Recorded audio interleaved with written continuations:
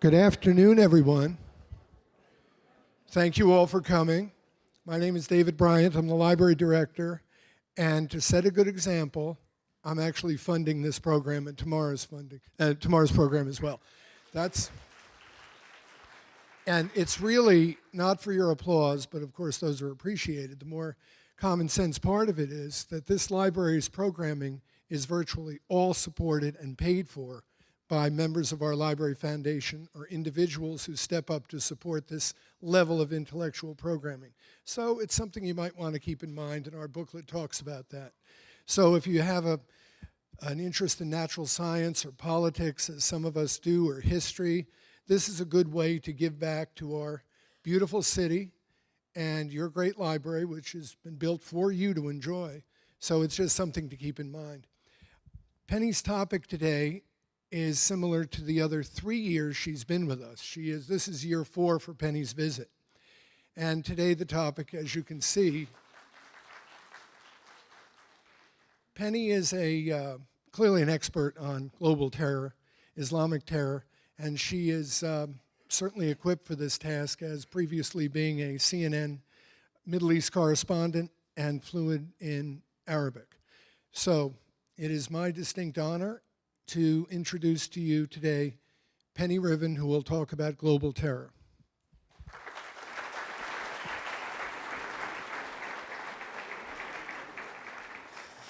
Thank you. Good afternoon. I'm not exactly going to talk about global terror. I've called these 2 talks today and tomorrow the new normal, because things are very different in the 21st century than they were in the 20th century. So, of course, it all involves terrorism, and certainly global terrorism. But today's talk is going to be about the average Joe. The new normal, the average Joe, the average ordinary person still in that part of the world. Some of them live in war-torn areas, and some of them live in areas where there is no war. But I thought we know so little about these people that I want to talk about them today and what the ramifications for this kind of a life might be as we go into the future with terrorism. And in today's world, there are those who control the conditions and those who live with the conditions. And so I thought it's far more interesting to talk about those who live with the conditions, the people still in that region, and find out what life is like for them, start to know them a little bit. And as many of you know, if you've heard me speak before, a good rule of thumb for examining any society that you don't know very much about is to consider how that society treats its women, how the society treats its children, and how the society treats its sick. That often gives you a good sort of bird's eye view, rule of thumb on how to look at a society. Now, we don't know yet what the long-term effects of this chronic war and carnage are going to be on the people still living in the Middle East, the average Joes. But what we do know for certain is that we're now living in a new normal. War is a new normal. Even for our children, our little children, our grandchildren that are born now, war is a very common thing. And so we're just coming out of a political situation, and much of it has been contentious. And I thought it might be nice to open with a little bit lighter touch before we get into the real topic. And I know that so many insults are hurled around today, and they're not creative at all, whether it's by politicians, celebrities, or just the average people. And so I thought you might like to hear some glorious insults from before the English language got boiled down into just 4-letter words. For example, a member of Parliament, and definitely an enemy of the Prime Minister, one of the Prime Ministers under Queen Victoria, Benjamin Disraeli, one of his enemies said to him on the floor of Parliament, "Disraeli, you will either die on the gallows or from some unspeakable disease? And Disraeli responded, well, sir, that depends on whether I embrace your policies or your mistress.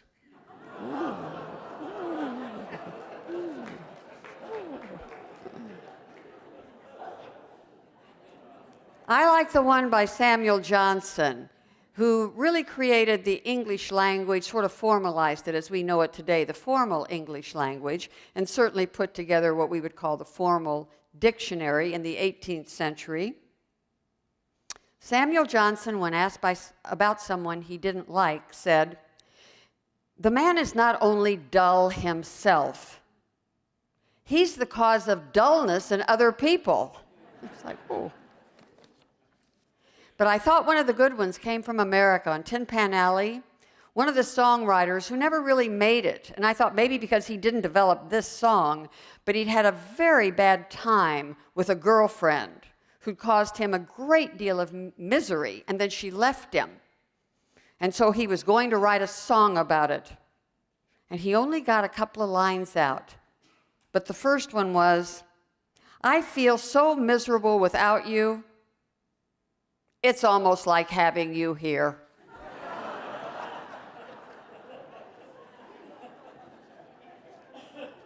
So there was a time when we were creative. But with all the politics going on and all the senators and congresspeople and anyone else who wants to be interviewed or is found and is interviewed, I thought some of these were memorable. When this was during the debates, when someone who was mostly in the audience, they're senators or congresspeople, and I don't have their names connected with this because I am not a political person, didn't want to get political. I just remembered this was said last summer when a politician was caught outside of a hotel somewhere after some hearings or preparations for the debate had been going on, and he was asked about his position on things and why he changed so often. He said, "Well, I'm going to change a lot because we make too many wrong mistakes." That's one of ours. And then someone during the hearings recently, within the last couple of weeks, said, "Look, if you don't know where you're going, you might end up somewhere else." So at least you do have to think about these. But this was one of the best ones, I thought, and I only think, I have no proof of this, but somehow my memory tells me this can be credited successfully to Governor Perry, Rick Perry, but it might not be. I might be wrong on that. But when he was really confronted about some things, and he was down in the Houston area, he said, "Look, half of the lies they tell about me aren't true."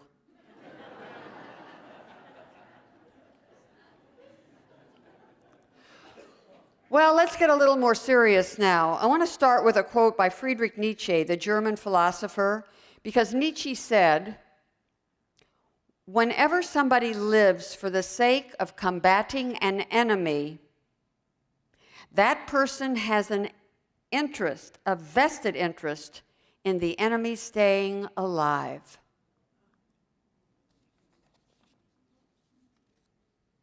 And here are the current sayings going around the Middle East right now. I still have I spent a lot of time there, and I still have a lot of contacts there or people who have relatives there. And these are very different than our sayings, very different. What's very popular right now in Turkey, people are saying, "Well, you know, feed a crow and it will pluck out your eyes." And then this is attributed to Persia, Iran, but they spread throughout the region. But it's being said a lot to children. "Grapes grow dark when they ripen together." And I think that might be the equivalent of our "birds of a feather flock together," but I'm not sure. But you can see that we don't understand this region well. And this saying that's very popular, and I'm certain it's an Arab, originated with the Arabs, probably Arab anyway, but it's three things Allah should not have made: flies, Jews, and Persians. Well, let's talk about the new normal. What's the new normal for the average Joe, the ordinary person in the Middle East? Well, again, the current joke right now, the joke making the rounds in the Arab world is, what's the difference between the Vietnam War and the Iraqi-Syrian War? Answer, well, George W. Bush had a plan to get America out of the Vietnam War. It's the Arab joke. It's not exactly hilarious, but it's hilarious in the Arab world. Perhaps we should keep in mind a quote from Ariel Sharon, a former prime minister of Israel. Sharon did a lot of negotiating with people whose views he did not share, and he always reminded the people on his team, and especially the Americans, look, the view from here is not the same as the view from there. And so I'm always, when I talk to you, try to bring you the view from there. We know our view, but we need to understand the view from there. Not accept it necessarily, and in most cases not, but understand the view from there. And I'm reminded what a friend of mine told me recently. His name is Eamon Garon. He's a scholar visiting scholar at Johns Hopkins right now. He's from the UK, he's British, and he's an Arab specialist. When he was in his 20s, and I would guess he's early 50s right now, when he was in his 20s, he trekked alone across the Sahara. Sahara in Arabic means desert.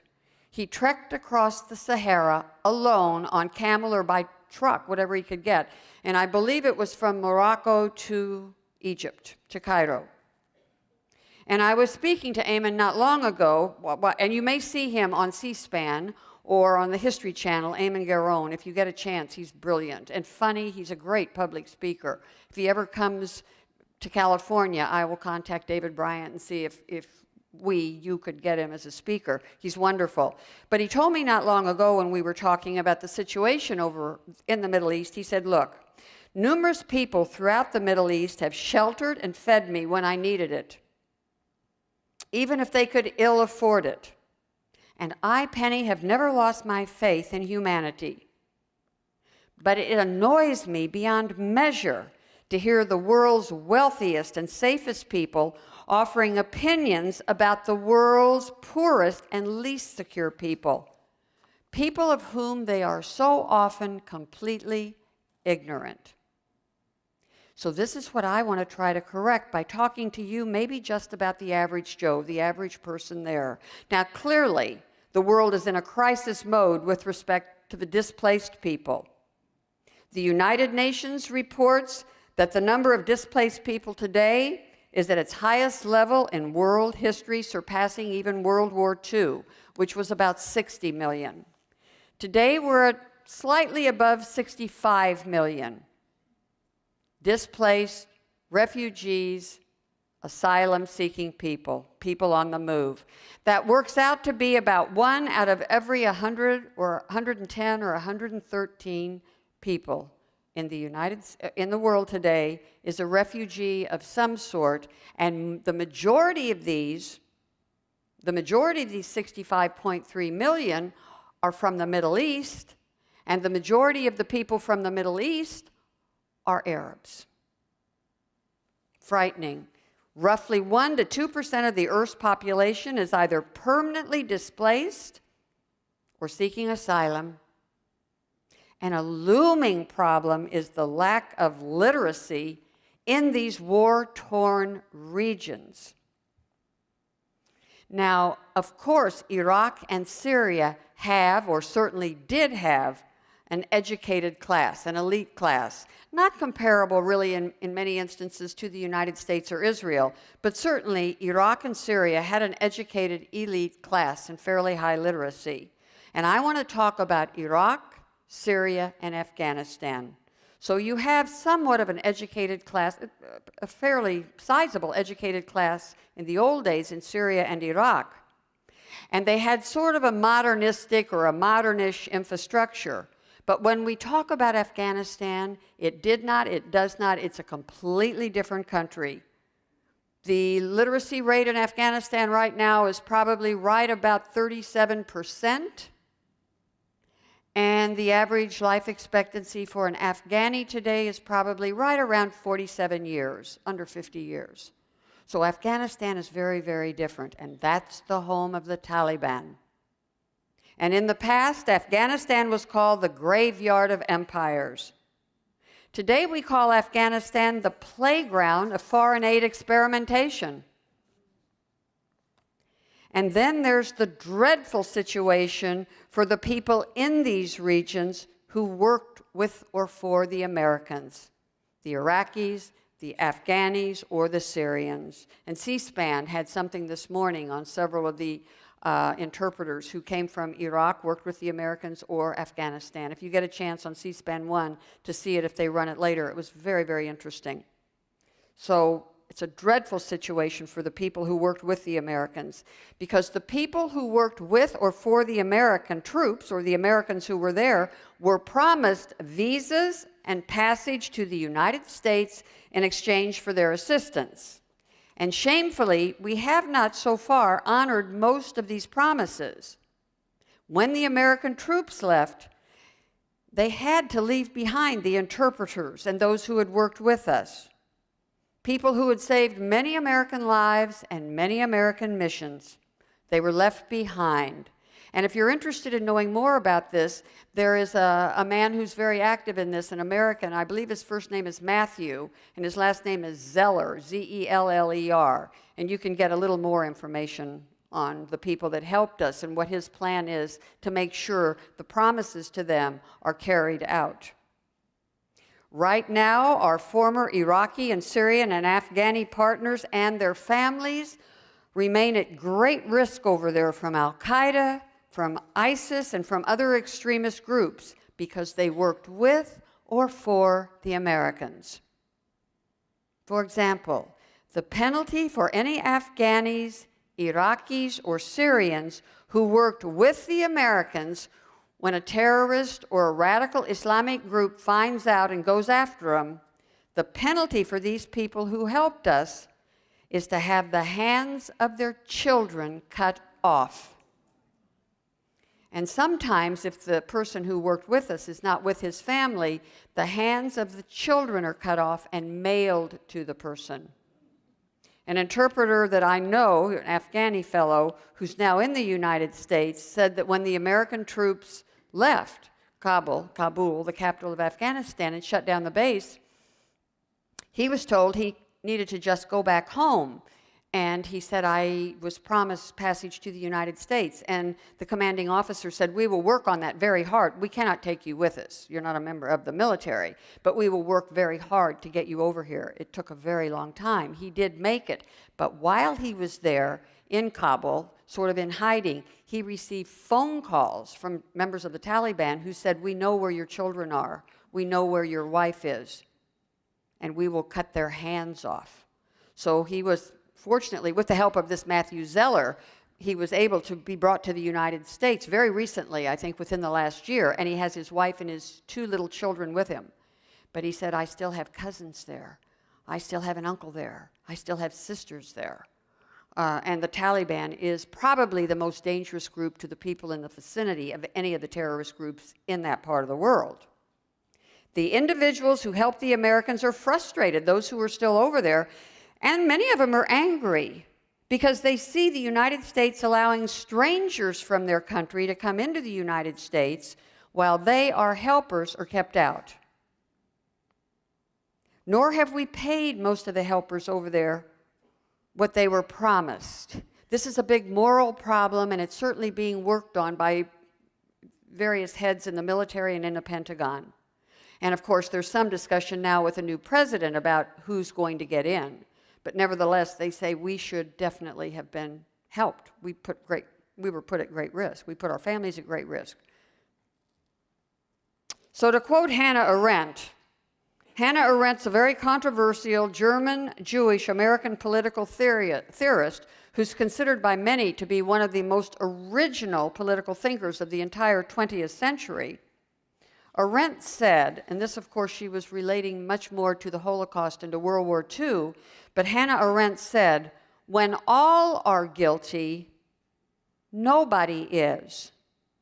A collective confession of guilt merely protects an individual criminal. So I thought that's worth keeping in mind. Now, there are three main reasons for the increase in refugees, whether they're inside or outside of their home countries, because some of the people still trapped in the Middle East by choice or by circumstances are no longer living in their same area. They're living in another area, or perhaps in Jordan in a tent city, but they are, quote, refugees. They're not where they grew up, where they wanted to be. So there are three main reasons for this increase in refugees, whether they're inside or outside of their home countries. First, it's probably the result of long-term situations like this conflict that goes on constantly in Afghanistan, and the conflicts in Afghanistan are lasting longer and longer. Second, there's a dramatic new or reignited situation day after day, like the conflicts in Syria and other places, and these are occurring with greater and greater frequency. And third, the slow rate at which any solutions are being found for the problems over there. And this is why I chose to speak today about the ordinary people, because we hear a lot about the refugees and the displaced people, but we hear very little about the others. And looking at the everyday lives of people helps us, the outsiders, the wealthy, and the safe, to understand who the ordinary people are and what they face each day, regardless of who's to blame for their situation, regardless of whether they're in a war zone or not. So what about the ordinary people, the average Joes? Well, in general, uncertain times create anxiety. And historically, during times of high anxiety, people look to family, to religion, and to their governments. But today, families, religion, and governments are all in transition. The old ways don't exist, or they no longer work. People are splintered by war, by economics, by politics, and by religion. Religion is divided into the extremist factions and the moderate factions throughout the Middle East. But both the extremist factions and the moderate factions are threatened by the secular factions. And in general, when you look at the Middle East, Middle Eastern governments are fragile, ineffectual, and corrupt. Cities are mismanaged and unmanageable. Humans and livestock often share the same space. In regions where recent history is unemployment, poverty, and constant war, tribal social organization, with its obligatory patriarchal traditions, offers much more stability than governments that come and go. People will understandably follow leaders and groups that provide reliable security and offer economic opportunity. And I thought, again, it seems like I am full of quotes, but these made an impression on me. There's a man who came to America and is probably responsible for the electricity that we use and have benefited from, Nikola Tesla, for whom the car is named, who probably created the empires of Edison and Westinghouse.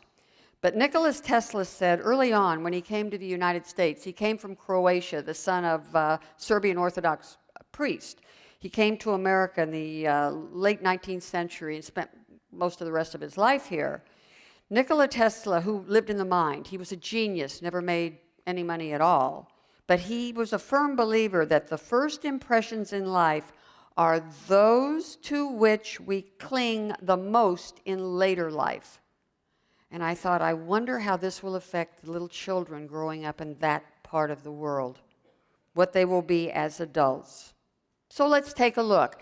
Imagine you live in the Middle East. You're an average Joe. What's your life like? So whether you live in a war zone or not, life is tough. Daily life is very expensive. Daily life is uncertain. War is in your area or it's lurking on your border regions, and the refugees may be coming into your particular town or village, and you may see the establishment of tent cities. And water. Water is always scarce. Geologists are predicting that Yemen may be the first country in the world to run out of drinking water. And in Yemen today, a child dies every 10 minutes.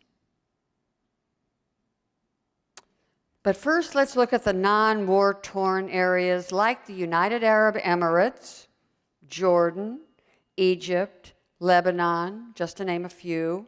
Well, even there, life has ongoing challenges. For example, if you want to get married, you must first have a place to live.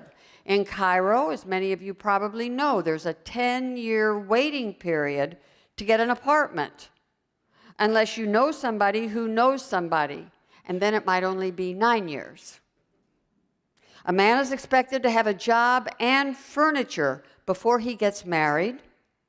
And although many Arab women attend universities and become professional people, they work as newscasters, as attorneys, as flight attendants, pharmacists, chemists, architects, doctors. By culture and by custom, throughout the Middle East, it's the wife's job to have children, many in most cases. The average is about 7 to 11 children, depending on your socioeconomic status, 7 to 11 children per family, average throughout the Middle East. And secular schools and universities are overcrowded, and there are very few jobs if you graduate. On the other hand, Muslim schools, the madrasas, are usually free, and they at least promise a better afterlife. But the big problem is very few jobs in that part of the world. The mom and pop operations of the people who worked in the bazaars or the neighborhood grocery stores or the hair salons, these are nearly gone because of technology. And this leads many young men to join the militias because these religious, often very radical militias promise a regular paycheck and a direct path to heaven. What it boils down to is there aren't many alternatives for the average Joe. Even an education does not guarantee financial stability, let alone security. Oil is no longer king. And other than the holy places and the ongoing chaos, there's very little in this region to command ongoing world attention. After all, the developed nations are moving into outer space and high-tech industries. In the Middle East, there is only one country that has any chance to compete globally, and that country's Israel. The rest have no chance to compete globally right now at all. The wealth of the Arab world, Dubai, Abu Dhabi, Bahrain, Qatar, any of the Emirates, any of the other wealthy areas you want to talk about, this wealth is not being spent on education. It's still being spent on bling. Abu Dhabi hired foreign skilled workers and still does for high-tech jobs. It was Israeli and German engineers and architects that more or less built the Burj Al Khalifa. So for the average Joe, there's going to be ongoing widespread depression, anger, and always the desire to punish the people who are responsible for your life being so grim. Now, America and Israel are often the targets of this anger and vengeance, but so are the corrupt Arab leaders and the secular forces. There are new competing sources of power as well, like war machines, tanks, planes, surface-to-air missiles, drones. These are all creating sort of a new source of pressure on the ordinary people, which forces governments and factions to reorganize, to reinvent themselves in order to compete for the ordinary Joe's loyalty. And always there are the invisible enemies, like the supermarkets, the foreign movies, the American television shows, the internet, cell phones, Twitter accounts, and the omnipresent radical Islamic ideologies that use all of this to their advantage. So what is the outlook over time for the average Joe? Well, it will remain difficult. Those who can will probably leave, many as refugees, others as members of radical Islamic groups and militias. Those who do get out always hope eventually to come to America. Interestingly, many of the average Joes are not very religious back home, but once they emigrate out, once they come to the West, especially America, they might become very religious, nothing like they were back home. This is due in part because the life of a refugee is very, very hard, and the expectations when they left were very, very high. And also, back in the old country, dictators like Saddam Hussein, Bashar al-Assad, Mubarak, General Sisi in Egypt, the Saudi royal family, Muammar Gaddafi, they held the religious radicals at bay. So the freedom to practice a radical version, or perhaps a more orthodox version of Islam, is very appealing and gives your life some sort of purpose once your life seems to have no purpose. The people weren't dangerous when they first left, but the life became so hard after they left, they looked to religion for some answers. And radical Islam always has answers. This is especially evident in Europe's growing Muslim neighborhoods, and it's somewhat a very nascent communities in this country, but it's somewhat evident in the United States in places like Orange County. You have little pockets of very observant Muslims, Michigan, Ohio, Idaho. You're finding some neighborhoods where the people become much more religious than they were back home. And the average Joes, still back in the Middle East, are watching all this as someone they know leaves, or they hear about someone who gets out and comes to the West. And they're watching this very carefully, and they're worried about what they see as a growing Islamophobia in the West. The radical social media is promoting the belief that the era of Muslim immigrant immigration, the social radical media is promoting the belief that the era of immigrant assimilation is over. The radical Muslims are telling anyone who leaves, or even if they're already out, if you're a Muslim and you're a refugee, you will never fit in. Well, what about the ordinary people, those trapped in the war zones? We've talked about those in the non-war zones. So what about the war zones? What's it like there? Whether you're there by choice or by circumstance, what's life like for you? Well, there are no panes of glass left in many of the war-ravaged cities throughout the entire region where the wars have taken place. Food is in very short supply. Electricity has been off for months, or it's intermittent. Most residents are struggling to survive. In some of the war-torn areas, people are so hungry, they're forced to eat their pets or dead birds they find in the street. Many people have run out of fuel, and they're burning anything they can for warmth or to cook. And remember, in many of these places, it's winter, and it's cold, and it snows. Think about this. There are fewer than 10 doctors left in the city of Aleppo, once Syria's largest city. There's only one ophthalmologist in the entire eastern part of Syria, and the medical supplies are very scarce. Doctors are making their own bandages and cleaning solutions. The only obstetrician in the region relies on folk remedies for her patients, and the foreign doctors cannot get in. Best guess is that at least 300,000, perhaps more, 300,000 civilians are living under siege every day.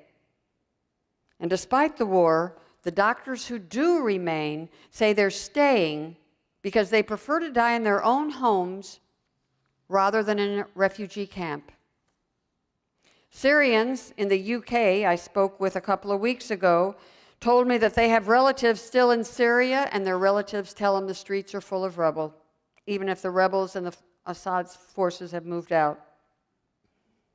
They told me about a rocket bomb that hit a car with 3 people in the car. All 3 were burned instantly alive. A woman standing on the street when this took place was injured, but she was holding her little child whose head was blown off. When the fighting stops and the dead are pulled out of the rubble, there is no space left in the cemeteries. The graveyards are full in most of the places. And logically, we Westerners wonder why these people stay. Some of them said they had a chance to leave earlier, but they decided to stay because they prefer to stay and endure the bombs, because if they leave, the rebel forces or the government forces will take everything they have, and they will only end up in a camp or a refugee tent city, and it's there that they probably would die. So they prefer to stay and die in their own homes.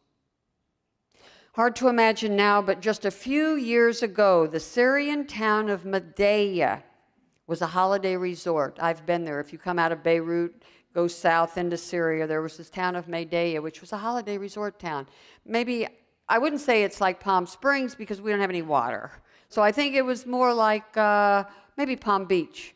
But it was a lovely resort town in Syria. Wealthy Syrian and Lebanese built summer mansions there, and they moved in. But then the rebels took over, and today, Madaya is rubble.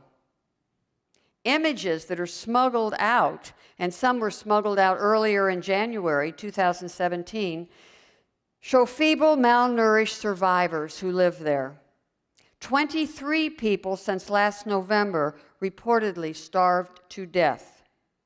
Those still alive are eating boiled grass and stray animals. There's no way in, there's no way out. It's very difficult, if not impossible, for journalists or the media to enter any of these regions. So, an Arabic-speaking producer for ABC News based in the UK tried a different attack.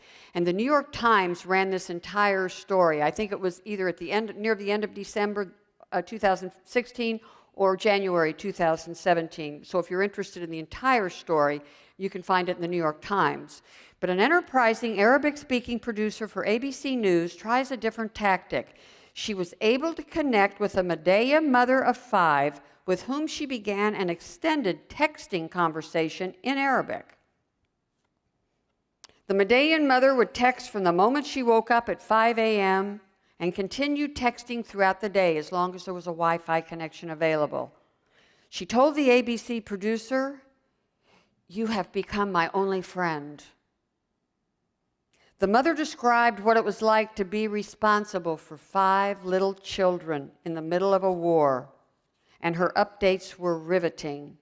Her husband had been killed a few months ago, collateral damage, and the Arab mother described the lives of her children who experienced trauma on a day-to-day basis. A bomb explodes near their school and kills 5 of their classmates. It injures a teacher. The mother said she's at a loss as to how she can comfort her children because she said, "I cannot assure them this carnage is ever going to stop. All I can do is assure my children that I will do everything in my power to keep them as safe as I can." Madaya is under siege by Bashar al-Assad's Syrian government forces and by al-Assad's allies, the Russians and the Hezbollah militias coming in from Lebanon. But somehow this woman's family and other families endure. And then in Yemen, there's the father of 4, an average Joe. He's been trapped for more than 3 years in a war between the Iranian-backed rebels in Yemen and the Saudi Arabian, Israeli, American-backed forces. He told a journalist that his 3-year-old son shrieks in fear when the bombs explode, and he runs to the person closest to him to hide. He's never known, the 3-year-old, a life where there weren't bombs going off all the time.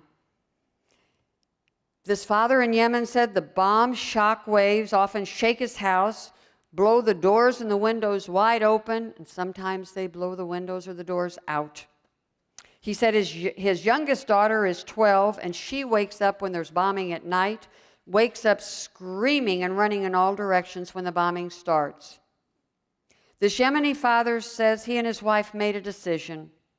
The wife sleeps with our little boy, and I take care of our older children in the next room. If the night is really bad, we all sleep together. We tell the children constantly throughout the night, "You are fine. We are all fine. The blast is far from our home. Don't panic. We are okay. You are okay." And in the morning, we always gather for a group hug. But the first question my children always ask me when we get up in the morning is, have any of their friends been killed during the night?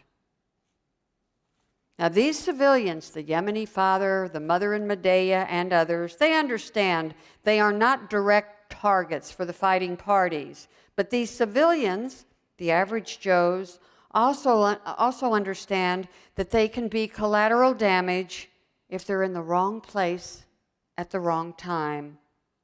So they all limit their movements. The father in Yemen says, "We are not soldiers. We're not political. But our struggle grows more and more difficult every day. School is canceled most days. Playing outside for the children is forbidden. Water and electricity is intermittent and mostly cut off. And every day the noise gets louder and closer. This is life in a war zone. Every day you wake up hearing of the death or injury of a friend or family member. You witness the destruction of your childhood neighborhood, the school where your children went, the little shop where you used to buy candy. You learn to live without electricity, with very little water, no fuel, no social services. You live life where your utmost achievement is surviving just another day, and your ultimate pleasure is having an uninterrupted Wi-Fi connection. And despite all the sympathy and lip service from the West and the United States, this dire situation and those who have become sort of refugees inside and outside of their own country find and hear warnings that they will mostly be unwelcomed, even rejected, if they make it to any safety zone. Turkey has made it clear they don't want any more refugees. And we understand the logic for all this. Remember, the view from here is not the view from there. Remember when I told you that? So the view from here is not the view from there. They don't see it in the logical, our Western logical way. So half-jokingly, the Arabs still in that part of the world say, "Any refugees, we consider you all Palestinianized." It's meant as a curse. Because the Arabs still in the region say that the refugees are Palestinianized because the violence and displacement they feel and experience as they leave and become refugees is going to continue for them as it has for the Palestinians for generations and generations and generations.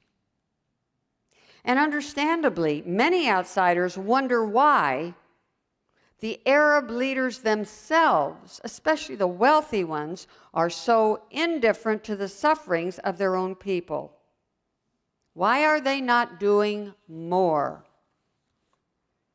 Well, Perhaps it's because so much of the Arab world is also facing a process of Palestinianization, owing to war and repression. But I think it's due in large part because of the Arab leaders' own deep-seated corruption. And then there's Afghanistan. In Afghanistan, chaos is a way of life and has been for generations. The Russian and United States intervention have transformed Afghanistan into not only a failed state, but the leading importer and exporter of violent religious extremism such as the Taliban, ISIS, and the Al-Qaeda movements. From 2006 to 2011, economic development aid from all over the world, certainly Western countries and multinational organizations, came into Afghanistan and amounted to more than $300 billion. But it had only limited results. Many of these funds were mismanaged, and this is going to shock you. Much of this $300 billion, once it got into Afghanistan, was either mismanaged or stolen by the corrupt officials. Who would have thunk that?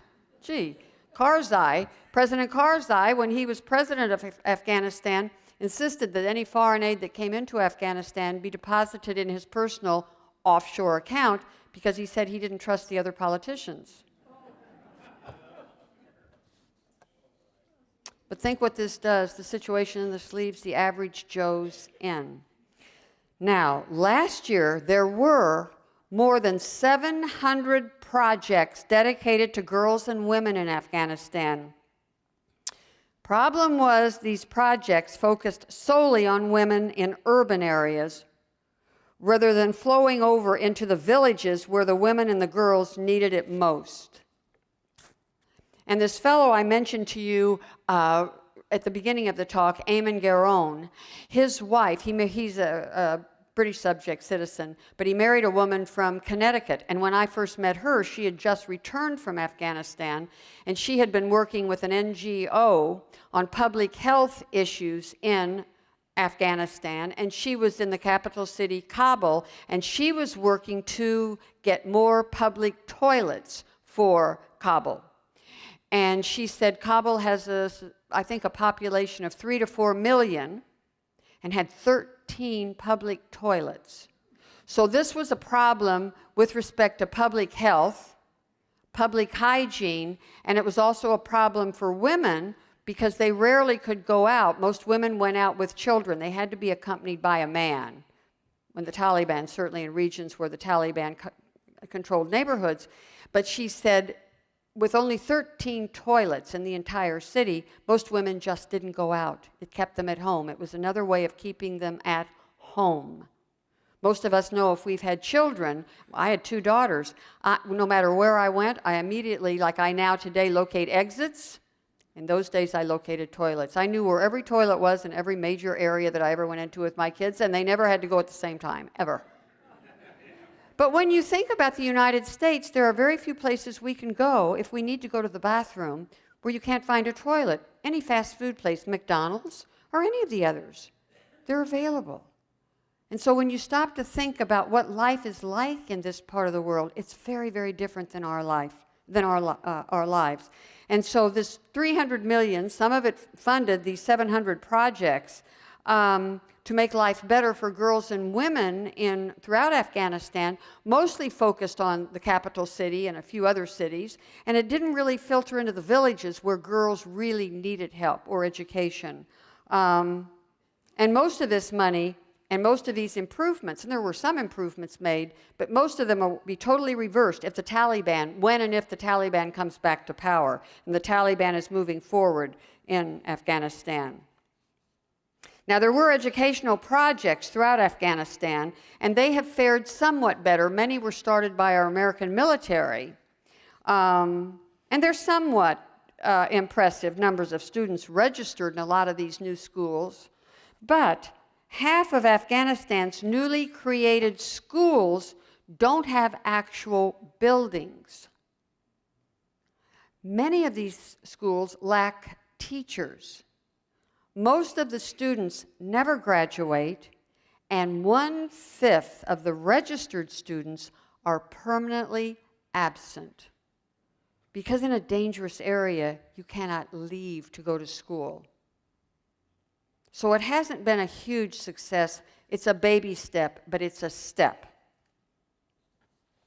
And this mutation of the Taliban and Al-Qaeda spin-offs, to some extent the Mahdi army, which I haven't really spoken about, and ISIS in places like Iraq, Syria, Libya, Yemen, the mutation of these terrorist groups, these extreme radicals, shows no sign of decline or retreat. On the contrary, these groups are expanding in that part of the world, despite US-led multinational efforts to destroy them. They're strong.